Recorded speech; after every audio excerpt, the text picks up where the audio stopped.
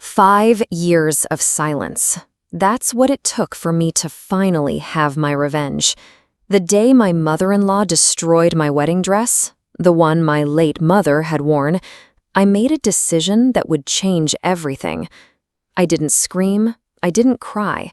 I simply disappeared from their lives, taking with me a secret that would eventually shatter their perfect family image. I never thought I'd be the type of person to vanish without a trace, but when someone deliberately ruins something irreplaceable on what should be the happiest day of your life, you discover sides of yourself you never knew existed.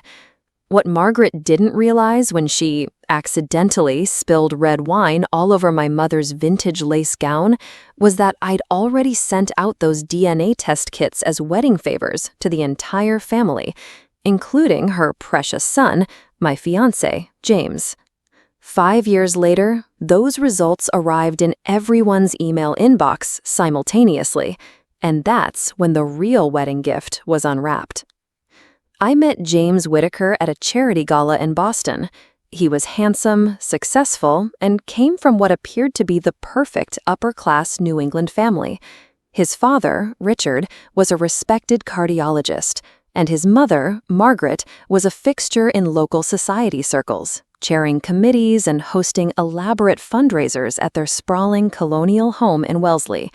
From the beginning, Margaret made it clear I wasn't what she had envisioned for her son.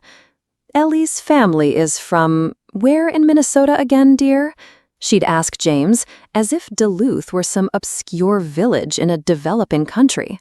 My public school education and state university degree were subjects of subtle derision at Sunday dinners, where Margaret would casually mention the fourth-generation Princeton legacies seated around her immaculate dining table.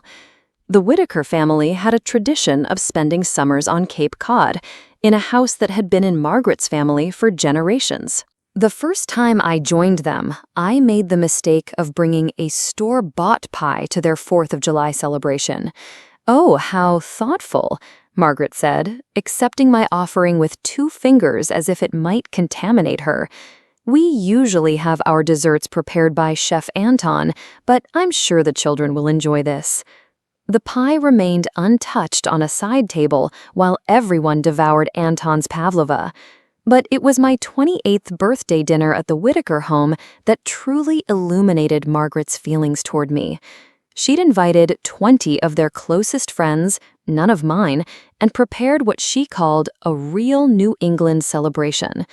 When I mentioned my mother used to make Swedish meatballs for my birthday, a family recipe passed down through generations, Margaret laughed. "Darling, we wouldn't dream of serving something so pedestrian to our guests. Besides, your mother was adopted, wasn't she? So it's not really your heritage." The table fell silent. My mother had indeed been adopted, a fact I'd mentioned once in passing. That she'd weaponized this information to invalidate not just my cultural identity, but my connection to my mother, who had died just 2 years prior, left me speechless. Despite these red flags, James proposed 6 months later. He presented me with a ring that had been in the family for generations. Margaret's choice, not his. When I hesitantly accepted, his mother immediately took control of the wedding planning. "The Whittaker weddings have certain standards," she explained, dismissing my input at every turn. The one thing I insisted on was wearing my mother's wedding dress. It was simple by Whittaker standards, a 1980s lace gown with delicate pearl beading, but it was all I had left of her. Margaret suggested numerous upgrades and even left designer catalogs on my nightstand when we stayed at their home, but on this, I wouldn't budge. What I didn't tell any of them was what I discovered while going through my mother's belongings after her death. A sealed letter addressed to me, to be opened when I turned 30 or on my wedding day, whichever came first. Inside was a DNA test result and a handwritten note explaining that my mother had found her birth family shortly before her diagnosis. The test confirmed what she'd suspected. She was a direct relation to the Whittaker family. The coincidence seemed too extraordinary to be true. As I dug deeper, Old photos and birth records revealed a family secret buried decades ago. I ordered DNA kits, planning to reveal the truth after our honeymoon as a way to finally connect with my new family on terms that even Margaret couldn't dismiss. I never imagined I'd use them for something entirely different. The week before the wedding, the Whitakers insisted we stay at their Wellesley estate. Tradition, Margaret explained, though I suspected it was to maintain control until the last possible moment. My bridesmaids, college friends, Margaret deemed charmingly provincial, were relegated to a nearby hotel. The rehearsal dinner was held at the Whitaker Country Club, a place where old money spoke in hushed tones and family names opened doors.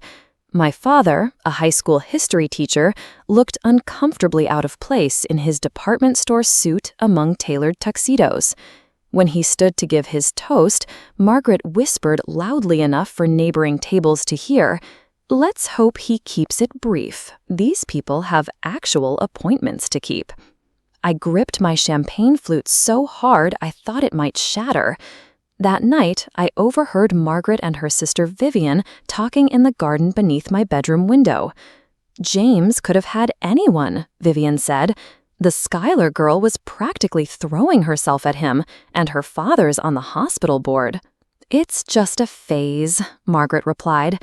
"I give it 5 years, tops. Once they have a child or two, he'll realize what a mistake he's made.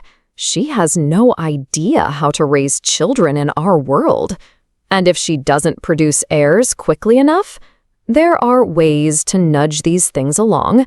Richard has colleagues who can help if nature doesn't take its course." Their laughter floated up to my window like poison. The morning of the wedding dawned crisp and clear, a perfect October New England day. The ceremony was scheduled for 4 p.m. at St. Thomas Episcopal, followed by a reception at the Whitaker estate. My dress hung in Margaret's bridal suite, a converted sunroom where generations of Whitaker women had prepared for their weddings. At noon, my bridesmaids arrived to help me get ready. Jen, my maid of honor, immediately sensed my tension. "You don't have to go through with this," she whispered as she helped with my makeup. "My car's outside. We could be halfway to Canada before they realize we're gone." I laughed it off, but part of me considered it. At 2 p.m., Margaret swept in with the hairstylist she'd insisted on hiring. "We need to tame this volume," she said, gesturing to my naturally curly hair. "Whitaker brides have always worn their hair up. It's more refined." While the stylist worked, Margaret circled like a hawk, directing each pin placement. The DNA test kits, wrapped as special favors for immediate family, sat in a decorative basket nearby. Margaret picked one up, examining the elegant packaging I'd designed to match our wedding theme. "These seem excessive," she sniffed, "but I suppose your background has different customs." I bit my tongue, knowing the secret those innocent-looking boxes contained. I'd added a note explaining they were a fun way to explore family heritage together, to be opened simultaneously after our honeymoon.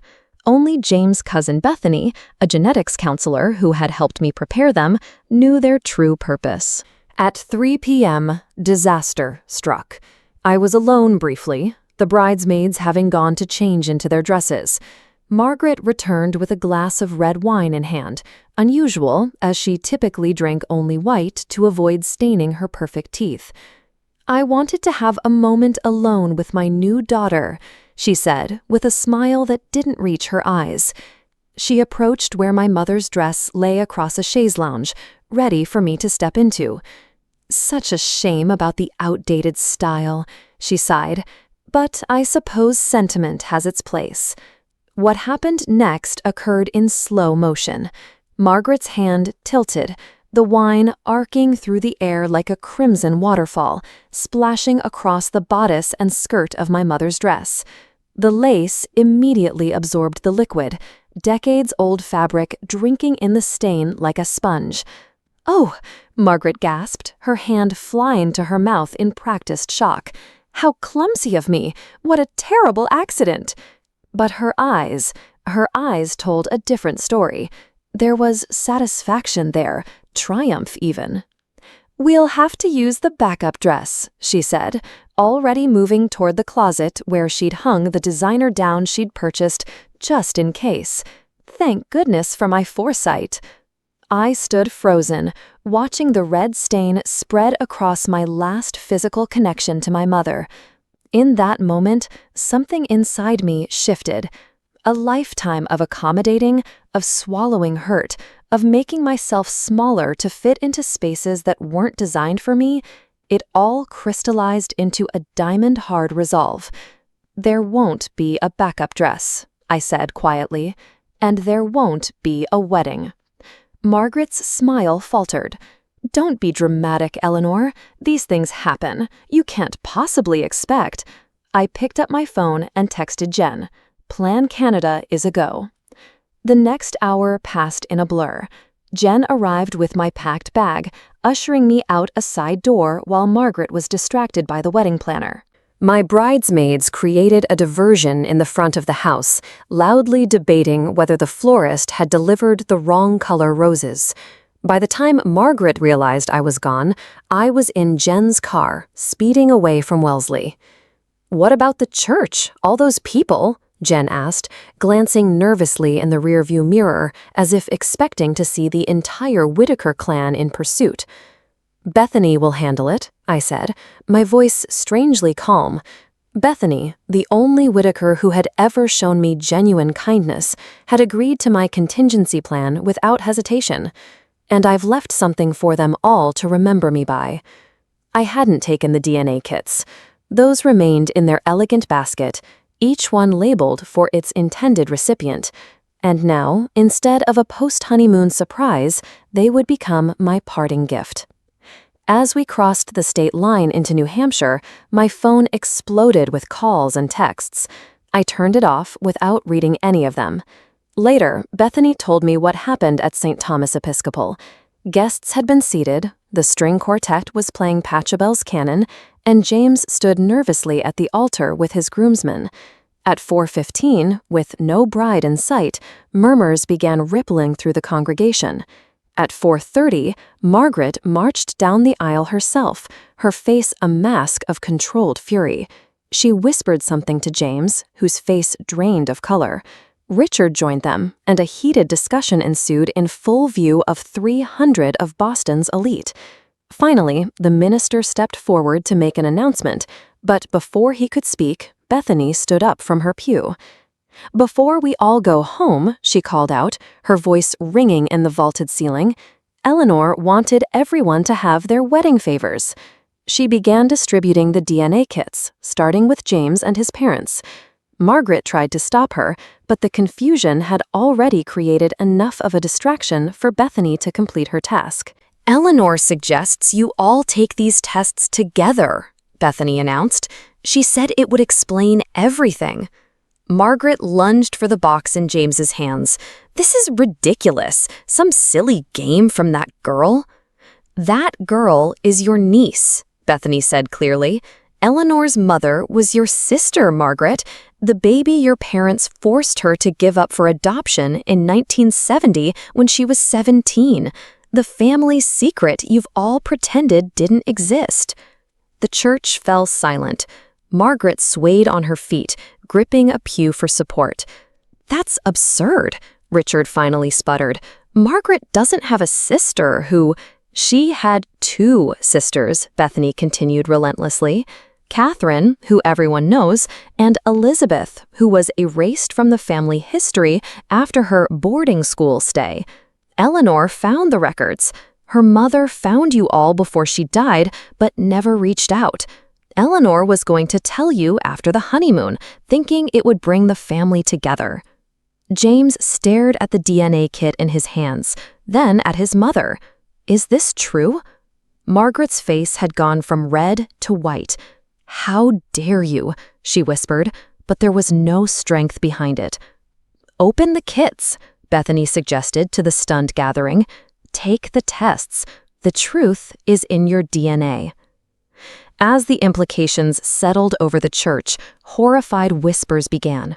James wasn't just abandoning his bride-to-be, he had nearly married his first cousin. The last thing Bethany saw before she too left the church was Margaret Whittaker, Boston's social pillar, sliding from the pew to the floor in a dead faint, surrounded by scattered DNA test kits like modern confetti. I disappeared completely. Jen drove me to her family's cabin in northern Maine, where I stayed off the grid for 3 weeks. I changed my phone number, created new email accounts, and asked my father to sell my apartment. By Thanksgiving, I had relocated to Seattle, about as far from Boston as I could get while staying in the continental U.S. I cut off all contact with the Whittakers. My father reported that James had tried to find me initially, showing up at his house in Minnesota multiple times until Dad threatened a restraining order. Margaret sent formal letters through an attorney demanding I cease and desist spreading malicious falsehoods about the family. I kept them all, unopened, in a box under my bed. In Seattle, I rebuilt my life piece by piece. I found work at a small graphic design firm, made new friends, and even adopted a 3-legged shelter dog I named Liberty. I told no one about Boston, about James, about the wedding that never was. When asked about my past, I simply said I needed a fresh start after losing my mother. It wasn't a lie, just not the whole truth. 6 months into my self-imposed exile, Bethany reached out through my father. Unlike the rest of the Whittakers, she had my respect, so I cautiously responded to her email. "The DNA results came back," she wrote. "Everyone took them, though Margaret tried to throw hers away. I retrieved it and sent it in myself. The tests confirmed everything. My mother had indeed been Elizabeth Whittaker, Margaret's younger sister, sent away in disgrace when she became pregnant at 17. The baby, my mother, was given up for adoption, and the family pretended Elizabeth had simply chosen to attend college on the West Coast. In reality, she never returned to Boston, building a life for herself in Minnesota, where she eventually married my father." "There's more," Bethany continued in her email. "The tests revealed another secret. James isn't Richard's biological son." The irony was almost too perfect. Margaret, who had spent decades guarding the family's reputation and hiding her sister's shame, had her own secret. According to Bethany, the revelation had shattered what remained of the Whittaker family facade. Richard had moved out, filing for divorce, and publicly humiliating Margaret the way she had humiliated so many others. "James is in therapy," Bethany wrote. "He's not handling any of this well. Finding out his mother lied to him his entire life, that he nearly married his cousin, that his father isn't his biological father, it's broken something in him." Part of me felt vindicated, but another part ached for James. He had been as much Margaret's victim as I had been, shaped and controlled by her ambitions and prejudices. I didn't respond to Bethany's email, not ready to be pulled back into the Whittaker vortex, even peripherally. A year passed, then 2.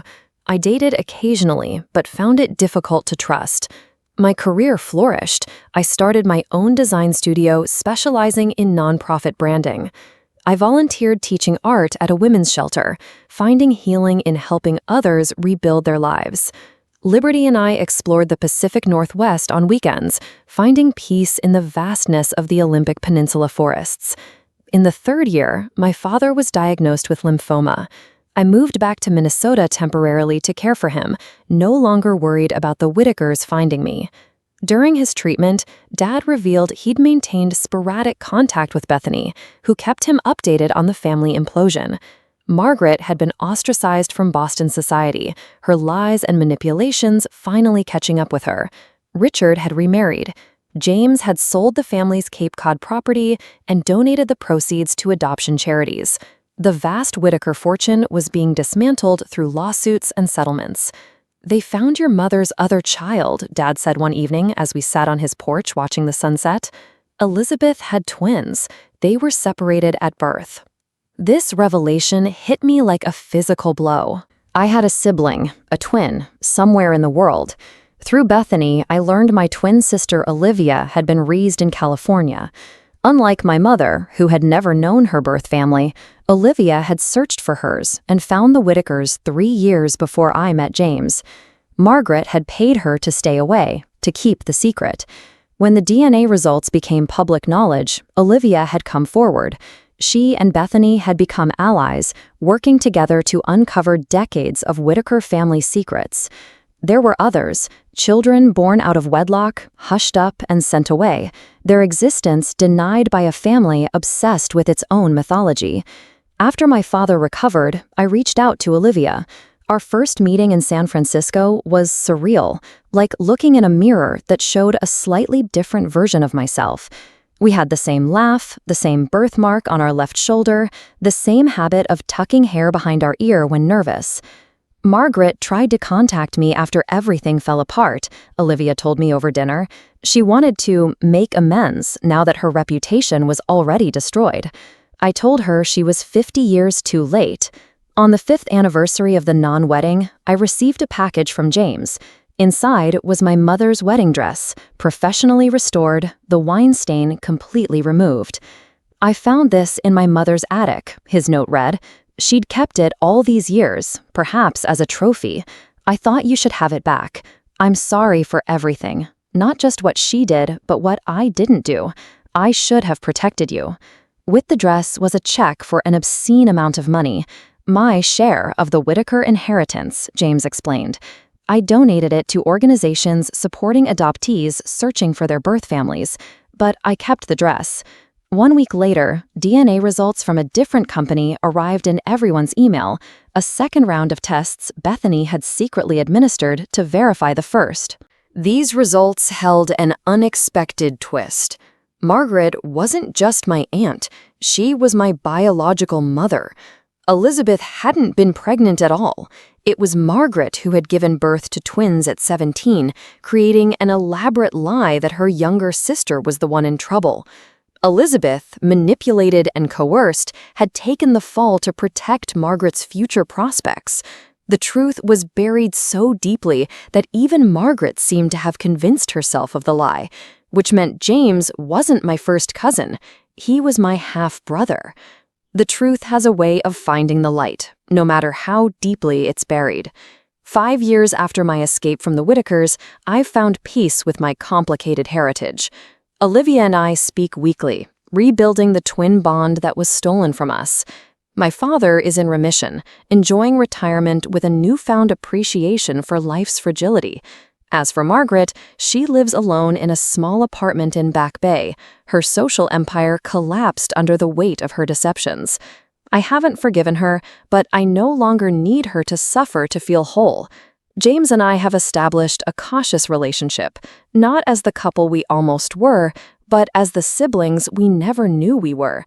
My mother's restored wedding dress hangs in my closet now. Sometimes I touch the fabric and wonder if she knew more than she revealed in her letter, if she suspected the full truth but protected me from it until I was ready. In her own way, perhaps she was breaking the cycle of Whitaker secrets. Life doesn't give us perfect justice or clean resolutions. It gives us messy truth and the choice of what to do with it.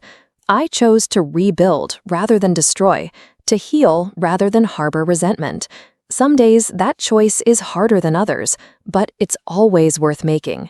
If you've ever been humiliated, controlled, or made to feel less than by those who should have loved you, know this: your worth isn't determined by their limitations.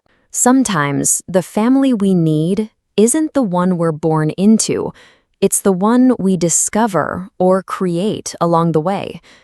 If this story resonated with you, please hit that like button and subscribe for more real-life family dramas. Share your own experiences in the comments below. Remember, your story matters too, and someone out there needs to hear it just as much as you needed to hear mine.